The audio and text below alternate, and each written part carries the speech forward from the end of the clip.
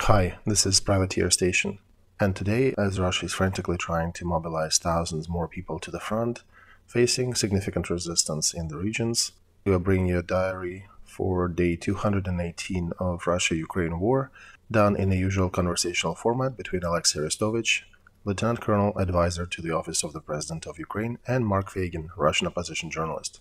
Enjoy.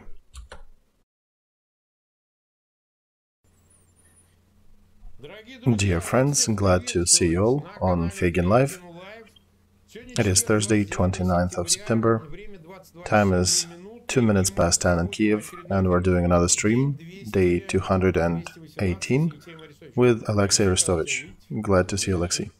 Good evening. We have over 170,000 watching us live, 30,000 click the like button. As usual, I ask you to please share links to that stream in your social media. Make sure those who need to see that get a chance to. Subscribe to Feigin Live. We're almost at 1.9 million. If you are listening, watching to that in English, subscribe to the Privateer Station, and of course subscribe to Olexiy Aristovich's channel as well. Alright, let's get to our usual discussion of what is happening, and let's start with the situation on the front. We have several versions of the map today. This one is a new one with 3 colors. Maybe for some variation that would do. Let's take a look at what is happening here near Liman. This is a very optimistic map. Looks very enticing, but okay, let's say perhaps, okay. We did confirm that we got Redkadup up in the north, Novia and Zelena Dolina. Those first 3, there were a couple posts on the Russian side today confirming Zarechny and Yampol. We have not confirmed yet, but one can understand the logic, right? Looking at the map, what are we doing there? According to some data, the cavalry troops withdrew and they left 2 battalions of mobilized near Liman, and some of the TNR LNR. Although it could be wrong, it could be just an information injection, but even cadre Russian troops are not too much of a resistance these days in that part of the front. So we'll see. Belogorovka and Zolotaryovka. This is in the middle of the map towards 3 o'clock, where there are 2 lower blue arrows. And we have not confirmed that motion yet, but they do confirm that the enemy is really afraid of our motion in that area, and the result of such a motion would likely lead to a third of Lugansk region being liberated from the occupants, regardless of those brave reports of Putin's military that they captured Lugansk region and it never will ever be back in Ukraine. By the way, let's take a look at the Deep State version of the map. Okay, yeah, let's bring that on. Deep State does not affirm the motion toward Yampol yet. This is in the middle towards the bottom of the map now. You can still see, though, the overall protrusion along the road going down towards Liman, and you can see what I'm trying to do there as well. The only road to Liman is under fire control by our troops. Even by the official posts of our general command, we can understand what are we trying to do there and how does it smell for the troops in Liman. We do not disclose any secret here. We're just confirming some stuff that we're discussing stuff that our enemy are posting. So that front near Belogorovka, yes, we're zooming in on that blue highlight. We have wedged into their front a little bit, and now we're expanding it. And their side is continuously stating that they're holding the front, they're not giving up. Well, we see the wedge growing, so we can understand what's happening there, right? Bakhmut, see that gray zone expanding? So there is white, there is gray, and there is red. So the gray one is the one where the fighting is going. And it does appear that the gray one is expanding. It is becoming a bit wider, and it has way more red arrows. I would suggest you to compare that with a deep state map of 3 days ago. But if one can compare that with a few days ago, we can see that we pushed them back in at least 2 locations. I also can see the third one. Yes, here's some animation. We're showing on the map that motion.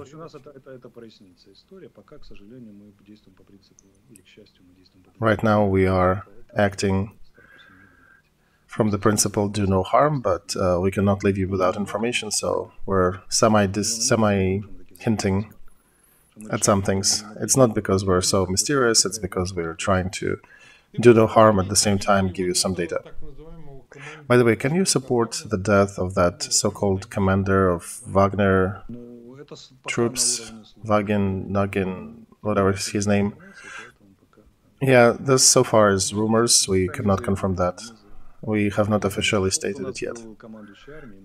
Because, you know, Mordvinov, the commander of the Russian 8th Army, we buried him in Chernobyevka, and now Ukraine services did declare him, did add him to the list of war criminals, and yeah, apparently he's alive. So he did survive that, and he's still alive. It's the fog of war, some things can clear later. Near Marinka, see there is more gray zone there, has not been much a few days ago. Near Ugledar, there is no more arrow coming from, attacking arrow coming from the Russian side. Yet it was there before. So these are little signs of what is happening, and on the Russian forums it's being reflected in screams, hold fast as long as you can, hold the positions. Today they did a lot of missile attacks. Dnieper got struck, Nikolaev got struck, there are victims, people dead on the bus stops. In Kherson region, nothing much changed. We're continuing to destroy their warehouses, the groups of personnel.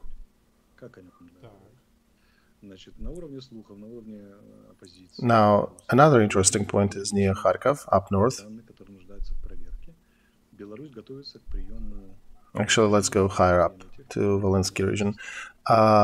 According to our data, Belarus is getting ready to take numbers of Russian personnel. How possible is that? Well, it is rather possible. It has good probability percentage. They can gather near Gomel somewhere and then try to go down from there, down south, from Belarus. There are some rumors that Putin stubbornly wants to repeat the attack on Kiev, and we understand, though, right, that if it took us a month without any preparation to grind down the professional troops, what will happen with non-professional if they repeat that? Now, another intrigue is, are we going to wait for them to cross the border after they aggregate up north, or shall we do something? My personal opinion, and I repeat, it's my opinion, that this time nobody will be giving them chances. Okay, repeating once again that this is not official information, this is just an opinion. But does it mean that the son of Belarus dictator and the dictator himself, Lukashenko, will have to worry about their personal security? Well, they have to worry about what is going through their country, yes. Because, well, I'm asking because they will be asking, oh, it's not us, it's Russia. Russia came in, Russia did that. Well, then let's put it this way. The current Belarus government, or people who are calling themselves this, that if it comes to the possible use of nukes, it can happen from the territory of Belarus. They could use tactical something from Belarus, and Putin will say, this is not us. Lukashenko will also say, well, this is not us, but he does need to understand that then, in this case, the answer and retaliation will fall on the Belarus territory. And you will not just walk back from that by saying, no, no, no, we're resisting Russian invasion, we're not really letting them in, this is them forcing us. So they should probably start thinking of maybe taking a harder position and not letting Russian troops to get in. Well, Lukashenko is trying to reach out to the West and Kiev, saying that, hey, I'm not an enemy, that's not me, I can do nothing about Putin's troops. Well, probably, but this is the logic of war. And if there is a nuclear component to that, that'll definitely, the result will be a lot of destruction in a retaliation strike. So I'm hinting, actually speaking out front, do not open that Pandora box. Lukashenko, you do not need that. Sashenka, you can, Alexander Lukashenko, you can suffer in your residence. You can, it'll be hard to find bits and pieces of you if you do that. Now, the risk is they may go down south from territory of Belarus, not just in one place, but in several. And I'm warning right ahead that we are gladly awaiting for your crossing. And we have a lot of HIMARS, a lot of artillery in that direction. And it's also a good region with a lot of Ukrainian Liberation Army traditions from the Second World War and knowledge of how to act in the forested area. So they will be waiting for you. And we are having military exercises and training on the border, so we're working out all these possible scenarios and our reactions to that. So don't do those dumb things. And we do need to reiterate once again, they went once to Bucha. Now I'm appealing to the citizens of Russian Federation who were conscripted. As in a lot of movies, you will not have a chance to be taken prisoner or to do anything there. That is a very sensitive direction. Yeah, I have to confirm.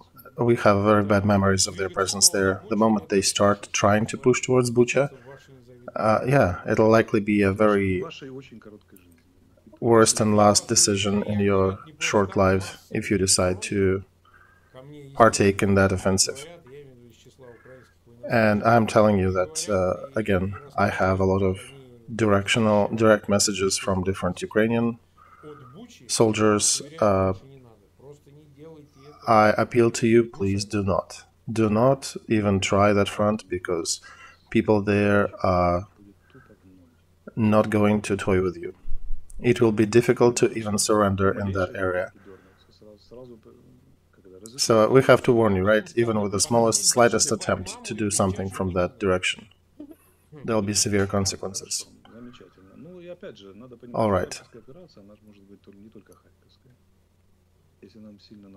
And one should understand that Kharkov operation can change color, right? It can become Gomel or Minsk, or, right? It can become partly Belarus operation. I did not say that, right, Mark? That was your saying. Yeah, I know. I got some ancestors from Belarus, from Gomel area. I'd be glad to come back to liberated territory. By the way, my ancestry goes back to north of Minsk. See, these people are not entirely alien to us. They're actually brotherly people. We might need to save them as well at some point. 416,000 watching us, over 160. Click the like button. Please subscribe to our channel and to Olexiy Arestovych. Let's go to the international agenda to try to cover everything. All right?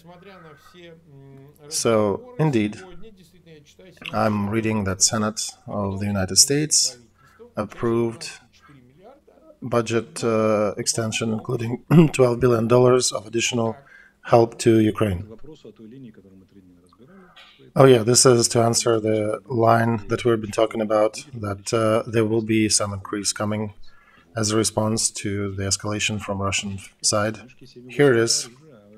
Here is money, 7 or 8 billion for weapons, the rest for economic support. 7 or 8, that's a good amount. That's a good amount for those who want to repeat the Bucha operation. By the way, I do want to get back to the previous thing we talked about yesterday. I had a lot of messages saying that don't be too giddy, those 18 HIMARS, they'll be spread throughout time. This will not be single moment supply, even though we've been expecting that. This seems to be the only effective, not the only, but a very important means to resist the increasing numbers on the Russian side. And they keep linking that to the anonymous source in Pentagon, but they're saying that this will be somewhat spread throughout time. I'm skeptical, though, about these anonymous sources. Who would need HIMARS in a year and a half? Well, Mark, HIMARS will need you in a year and a half later, but please, watch my face. In a year and a half. Or probably, I think official is during the year and a half. Okay, got it, tomorrow. That does explain a few things.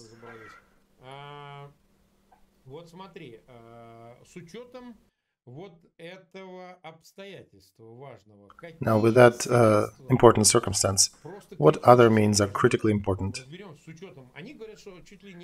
They are saying on the Putin side that they already aggregated about 100,000. Yeah, I think they did. I think they aggregated about 100,000, plus minus 10 or 20. Okay, so they got that. What other additional means the West needs to provide of what you don't have? I understand you need everything, but what would be the most important part? I would say we need more artillery. Yeah, need more artillery. HIMARS and other artillery. So multiplied by 2 or 1.5. So about another 200 howitzers. Does that cover the front from Belarus to south and the east? That allows us to maneuver with our force, and 200 is a good number. That allows us to solve our tasks. 200. I hope the representatives of those who are making decisions about Ukraine are listening to us. That it is important. 200 howitzers. Armored vehicles? What about that? Yeah, if you dream a little, tanks, armored carriers, that's nice, but the artillery is the most important. With a good artillery, you can achieve your goal, reach your goals even by foot. But, of course, it's nice to have some vehicles. But without artillery, even tanks do not really move far. So I need to keep saying artillery, artillery, artillery, artillery. And after HIMARS, we would appreciate, a lot of howitzers. They are giving us a lot of ammo, that's good, but we also need the guns.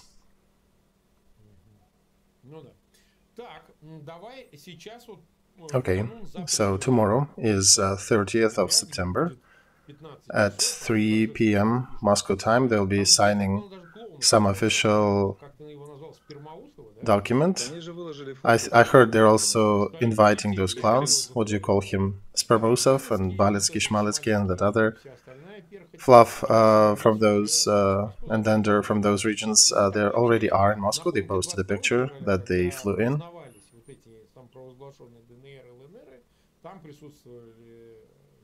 And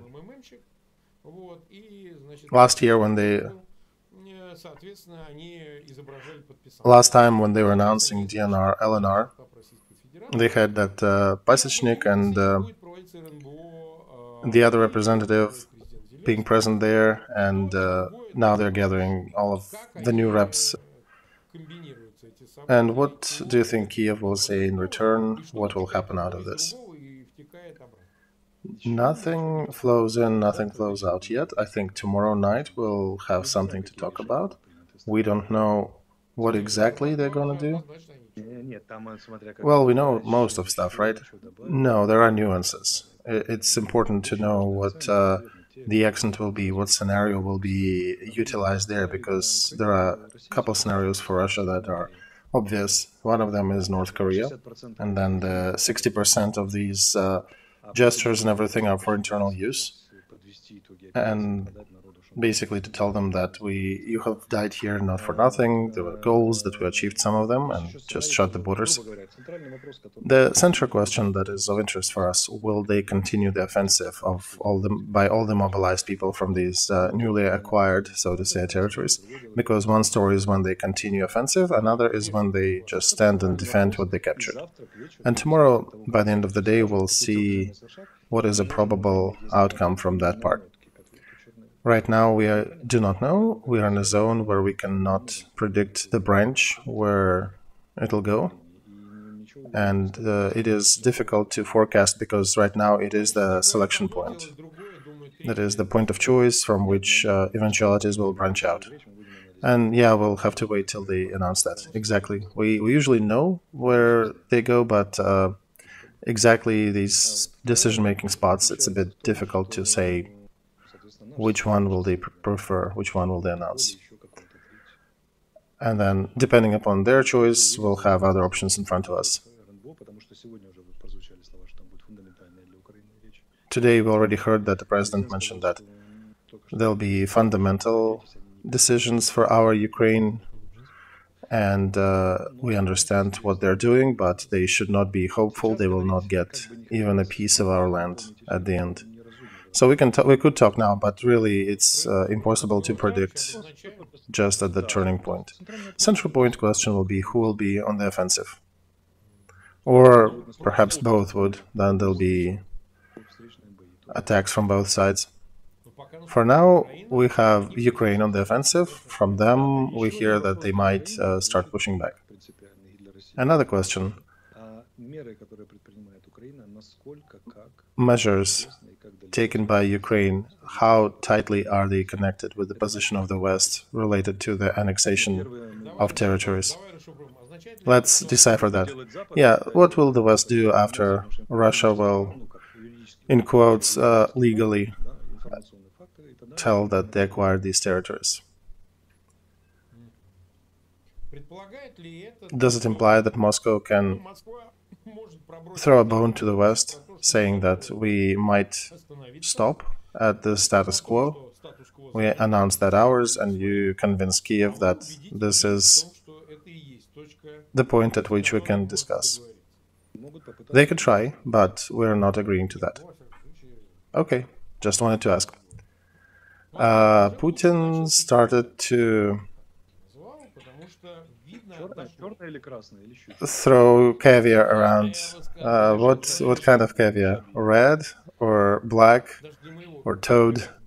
I would have said something in this regard, but it's maybe a little too edgy even for my stream. Okay, I'm reading some Kremlin sources here. People do accuse me of bringing mostly Western media, but no, we're looking at the Moscow side as well. For the balance, I'm quoting them to base our communication on their statements. So Putin said they will be returning those conscripts who were called upon illegally, with violations, that we should not be turning back volunteers, that there are cases when doctors with years of experience are being sent as infantry to the front. What for? Asked Putin. I would tell you one thing that I learned from my experience at Moscow. If he's saying that, if he's highlighting these problems, that's exactly what they'll continue doing. So they'll be sending people without experience, without any military specialty, of all walks of life, of all ages. They'll just be taking. If he said that, it'll be exactly in reverse. So they'll continue doing that. They'll just voice over, like in porn videos, some fake voices over that, and they'll pretend everything is fine. They just needed to make that statement to calm the masses. The Tsar was told about bad nobles, and he ordered to fix it. As in that movie, even the Tsar, upon hearing about this operation, was upset initially and tore the plan, but then, giving it a thought, ordered to glue it back together. So the Tsar, hearing about the military commissars, became a little angry, but then... Yeah, so in reality we just need to reiterate that this is just an opportunity to push away the responsibility from his shoulders. This is not us, this is not Moscow, this is people on the local command. They're outdoing the orders. This reminds of Stalin times, when shining Stalin would come out and say that, yeah, there could be some wrong reactions and wrongdoing locally, but we'll fix that. The Tsar cannot be wrong, right? It's the nobles who might be. You know, there are only 3 models of such interaction historically. In the triangle, Tsar, nobles, and people, there is Russian model. Tsar is good, people are good, nobles are bad. There is German model.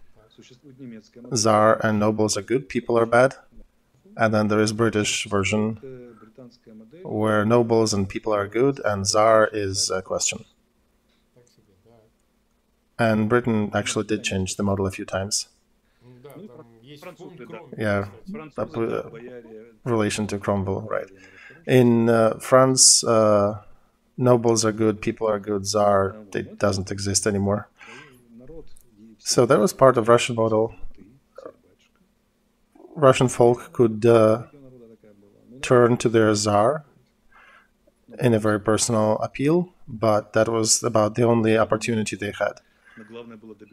And if the ambassadors from the people reached the Tsar, he would have reacted to that in one capacity or another. The problem was to reach him. And I actually had a friend who was a special correspondent back in the Soviet times in Moscow. That was a very serious position, right? Oh yeah, no. So that looked something like that. If, for example, from Irkutsk region, from the village, a letter comes up to the Politburo, and a special correspondent was the one sent to investigate.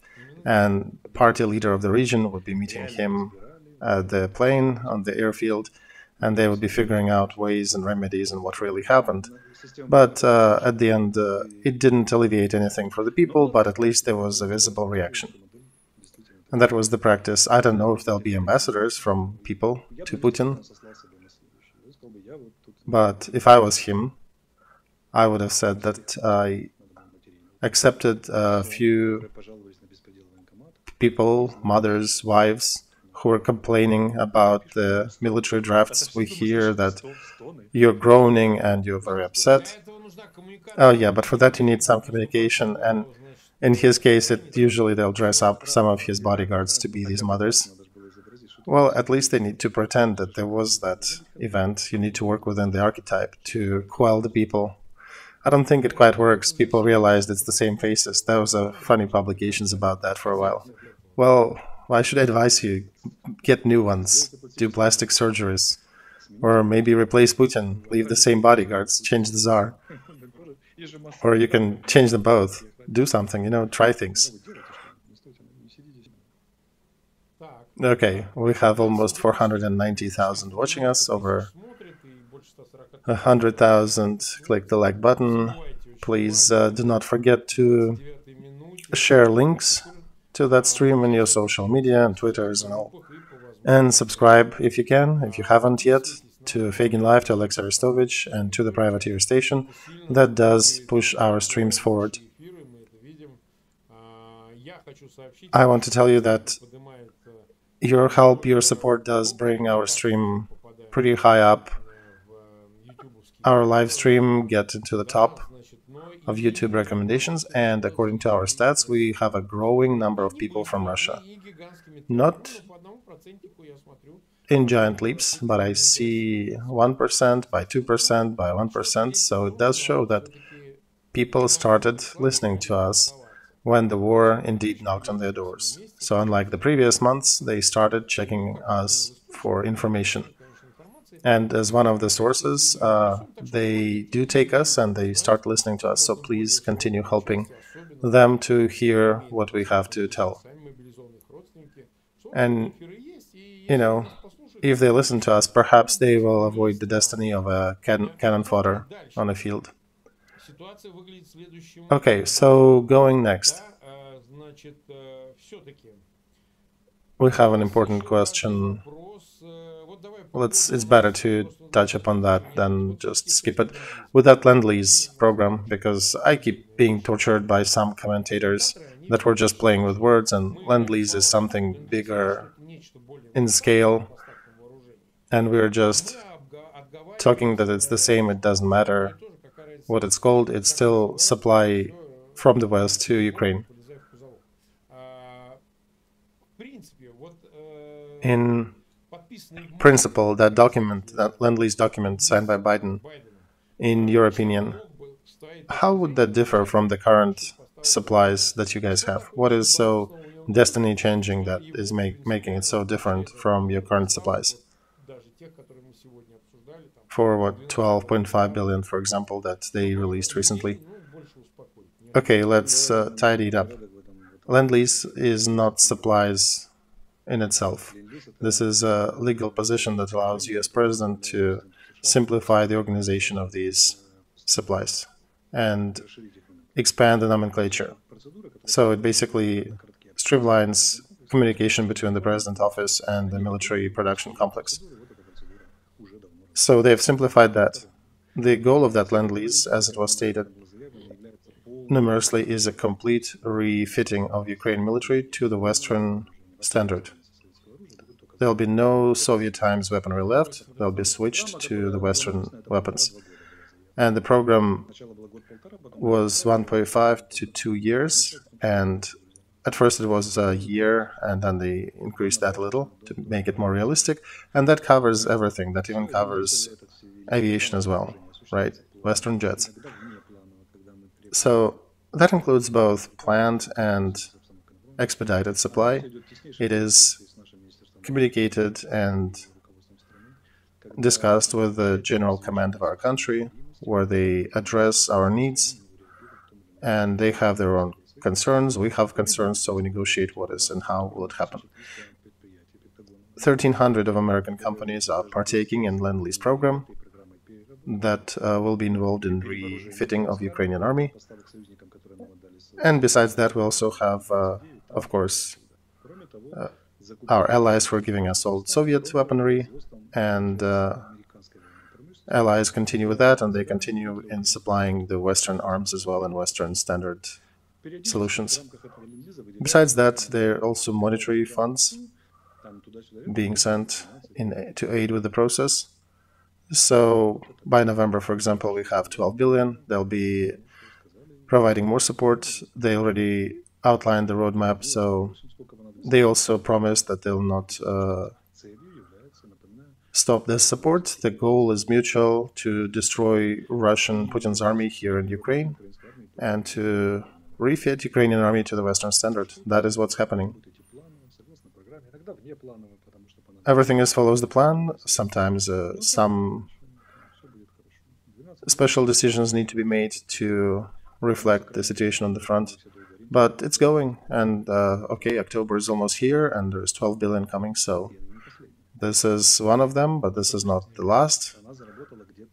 And actually, it's not the first. The American industry already started working on that program, roughly since about middle of July. If we can say delicately, well, nobody is listening to us. And it's just you and me, that from the 1st of October, we might start getting something, or in numbers and quantities that we haven't had before. Well, we have just a couple of days to wait, right? It will not be announced immediately, of course, but we saw some hints. For example, anti-drone weaponry. I have to reiterate once again that you only see a part of what is being supplied. There are also hidden positions that are not disclosed. Okay, first calls in their media at the eve of tomorrow's speech by Putin. Minister of Defense is putting a statement that they will go to the actions of controlling and defending new territories. And at least, yeah, they're talking about controlling and defending. They're not talking about expanding the offensive efforts. If they're smart, at least somewhat, they will throw that option and they'll try to say that, let's stop, we're here, stop shooting each other, we are brothers. And yet, I have to say, there are a lot of surprises and disappointments awaiting them. And I think they'll have a good chance to switch to defense, 100% defense opportunity in a few places. Because, yeah, alternatively, they can also throw that we will expand our offensive to Nikolaev and Odessa, or let's go sit down and talk and you give us the lands. Or there is a third option, we'll just kill them all here. Yep, or there's that. Now, the conscription is fiery. What is going on in Russia? It is very surreal. You saw that they're drafting everybody, people without experience and stuff. I was surprised today. There was Lev Pregnul or Rignul or whatever his last name is. He crossed the border. He was pro-Kremlin blogger who was posting a lot of shit about us before, and he crossed the border to Georgia. So I'm appealing to our viewers in Georgia, please find him, grab him by the neck, by his butt, and drag him to that crossing point and throw him back to Russia, because he was getting money from Moscow for his activities earlier. What was he doing before? His specialty was videos where he was looking for hipsters protesting on the street and was just kicking and hitting them and recording that on video. So yeah, please find him and send him back, throw him back across the border. Another funny one was actor and the singer Sklar, if you remember.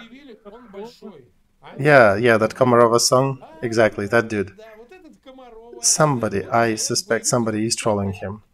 They injected the data that he went for a volunteer option to the commissar to try to conscribe to the army. And he's, such a dumbhead. DNR, LNR is our everything. And that he is going there himself. He's well over 60, I don't know, 65 maybe. And official media stated that Igor Sklar, a famous artist, denounced the rumors that he is going to go and fight in that special operation in Ukraine. And so he is turning 65 in December, and there were rumors that he is going to train and then go to the zone of occupation. This is not true, this is fake, said the artist. And they're all like that. If anything, this mobilization was needed to show that that whole bundle of idiots and media personalities are all fluff. All these efforts, they're just fluff, they're not real. So now this is the revelation point coming. Okay, you've been stomping for that for so long, and now, okay, put your butt on the line. And here they're all pedaling back and saying, no, we're not going there. Yeah, here's this societal agreement crumbling, where the Russian citizen is watching the TV and saying yay and cheering the government, and now that thing is falling apart. They cannot sit in front of TV anymore, and that picture is crumbling. Just like some people say this Arestovych, he also could have gone to war, and he's just sitting here in the front and he's talking instead of fighting. Oh, shit, I forgot to say that indeed it's my job. Yeah, this is my job, I was sent to do that. Blogger wasn't working too? I think Blogger is also working. But yeah, those asses, even for the last 7 months, they were stomping for that special military operation and occupation. But literally, regardless of my personal opinion in relation to that, you know, if I saw at least one or two of them actually going to the front, I would have a modicum of respect to them. But yeah, they're fake. I would suggest, what Sklar could do in this case. He could have went as a volunteer, go there to train somewhere on the border, spend a week maybe training in tank or whatever, and then a week later figure out that, health is not good, subpar, sent back home by doctors. People would understand he's 65 and he would still be on a horse. But I think he already figured that even with a 2-week frame on the front or near it is a bit risky. Yeah, I figured he's not going to risk his butt, and I do suspect it's his friends. It's definitely like a theater setup. Yeah, someone of those from the theater and media is trolling him. There was another story like that. Did we talk about the journalist faculty of Moscow University? Don't think we did, but let's. So there were two bloggers, two little 18, 20-year-olds. To draw the picture, back in the Soviet times, to get to the journalist faculty of Moscow University, one needs to be KGB conscript, basically going to the KGB work after that. So he needs to be sponsored by KGB. So these days, there are two people who are saying we are pro-Putin, we do support that operation, we do want to occupy Ukraine, get rid of Ukraine. So 2 days ago, these two youngsters are walking in Moscow, this 18, 20-year-old, and they get beaten up by their peers, by the same people whom they study with. So imagine that group, that golden crowd of kids, of all the bureaucrats and Putin's cronies, and that group beats the asses of two people who were very vocal in supporting Putin's war. So imagine if, I don't know, in Harvard, if students of Harvard would have kicked somebody supporting CIA's war in Vietnam, or I don't know, something like that. Here, at that spot, I started believing that maybe there is a potential for Russian protest. Not immediately, not right away, but there is hope. Journalist faculty of Moscow University. This is creme de la creme of...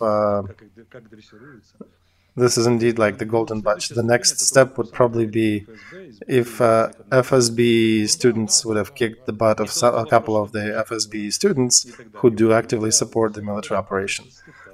So the protest is not really disappearing. It's just taking new shapes. And I thought not everything is lost there.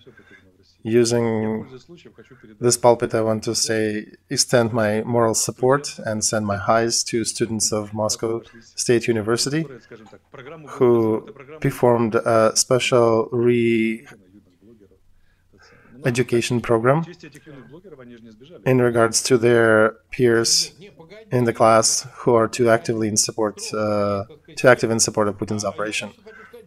Well, yeah, they're still studying there. They haven't quit yet, right? And this exactly is what the faculty is. Zasursky, another person, he was their professor. He was definitely a curator from Lubyanka, from KGB, and his son is now doing some journalism, so to say, in United States. They are, of course, the KGB plants, and that was always the thing about that faculty. It did went through certain tribulations in the 90s, but under Putin for 20 years, you were spot on describing it, what it is. This is not the first case like that. Things like that once in a while were happening. There was always some resistance happening there, and there was definitely liberal angle there. They did not last for too long, but once in a while. And right now they're, of course, supposed to be way less liberal and way less resistive and more in tune with the government position. But look, apparently there is definitely a group of pretty rough youngsters on this faculty who do not quite support Putin stuff. So, you students and others in Russia, if you can, before they kicked you out of universities and shut everything down, while you can, keep kicking the butt of Putin's supporters. One more news to finish the program. We continue working with Azov fighters who were released. We sent money. Today I personally talked to Mariana Mamonova, who was released among the Azov fighters and who recently gave birth to a daughter, I think you mentioned. We sent her a couple €1,000. I talked to her, she's still in the hospital after giving birth, and we helped her. Now we're looking to help a few more people. I was sent a name about a guy, something about a guy with a name who was also in prison, who was sentenced to death, and his name is, let me see, I'm getting old. His name is, I didn't have time to write down his name before the stream. His last name is Kush, and I'm trying to remember his call sign. So we wanted to give some support to him from our project. He needs to rehabilitate and start living after all these disastrous events of his life. So, okay, yes, here is the contact. Sorry for the pause. His name is Kush.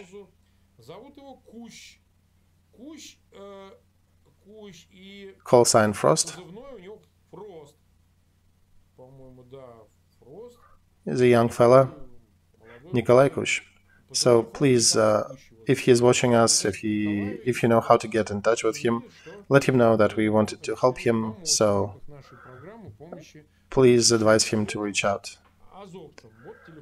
Or, okay, it looks like somebody just sent me the phone. I'll talk to him. And another thing I wanted to say, there were a few more women in the group, more pregnant, and some women who are also among the released. Please send us names. Yeah, it does take an effort for us to find them. Some of them are being suggested by relatives or friends, but yeah, please be active. Again, we just gather the funds from the store, so we just do the transfer from the account of our store to the account of a person. We do need to verify, though, that indeed this is who we're sending the money to. Anyway, tomorrow we'll continue. We'll have more news. We have new design for our merch, and sudden continuation got the topic of 2 stars, and we'll talk about that tomorrow. And there are actually somebody named 2 planets in our names. Oh no, a double star.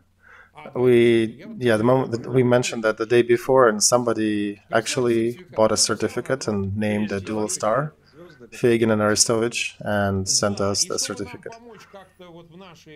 So, to keep supporting and gathering money for our efforts, we'll probably find a way to maybe sell this certificate to somebody or auction it off and raise a little more funds to send money to those who are in need, among the including the ones that were released recently in exchange of Azov fighters. We cannot discuss other names, other topics in this regard, because there is a bigger part of them. A lot of them are still in prison, so it's still a sensitive topic. Please subscribe. Feigin Life, Olexiy Arestovich, Privateer Station. See you later. Have a good day.